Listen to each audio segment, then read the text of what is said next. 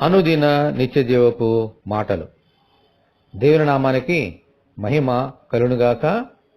దేని వాక్యాన్ని చదువుకుందాము. ప్రభువు స్తుతి నొందునుగాక. అనుదినము ఆయన మా భారము భరించుచున్నాడు.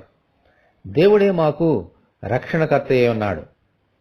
కీర్తనల గ్రంథము 68వ అధ్యాయము 19వ వచనం. ప్రతి మనుషుడు పాపమనే భారాన్ని మోసుకుంటున్నాడు. ఆ భారాన్ని మోయలేక చనిపోతున్నాడు. ఎందుకంటే పాపము వలన వచ్చు జీతము మరణం. మనము మోయలేని ఈ పాప భారాన్ని మోయటానికే ప్రభువు ఈ లోకంలో జన్మించారు. హల్లెలూయా.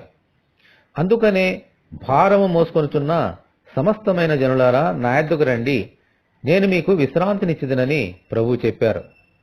ఆయన ఈ లోకంలో పుట్టి ప్రతి మనిషిని పాపభారాన్ని తన శిలువలో మోశారు. ఆమేన్. ఇక మనము మోయనక్కరలేదు. మన పాపాల్ని దేవుని దగ్గర ఒప్పుకొని ఆ భారాన్ని ఆయనకిచ్చేస్తే చాలు, మనకు విశ్రాంతితో పాటు రక్షణ కూడా దొరుకుతుంది. ఆమేన్.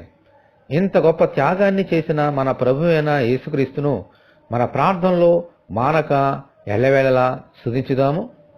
దేవా, మీ కొందనాలు తండ్రి, మీకే మహిమ ఘనత ప్రభావం చెల్లిస్తున్నాం.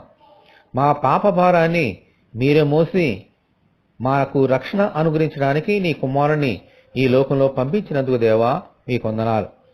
సమస్తమైన జనులారా నా యొద్దకు రండి అని చెప్పిన రీతిగా మేమందరము మీ పాద సన్నిధికి వచ్చి, ప్రభువా, మా భారాన్ని మీకు ఇస్తున్నాం తండ్రి. మీ విశ్రాంతిని, మీ రక్షణను మాకు దయచేయమని, ఈ వాక్యం వింటున్న నీ బిడ్డలందరినీ దీవించమని యేసు అతి పరిశుద్ధమైన నామములో ప్రార్థన చేయుచున్నాము తండ్రి. ఆమేన్. దేవుడు మనకు తోడి ఉండి నడిపించునుగాక. ఆమేన్. పరిశుద్ధ దేవుని మందిరం.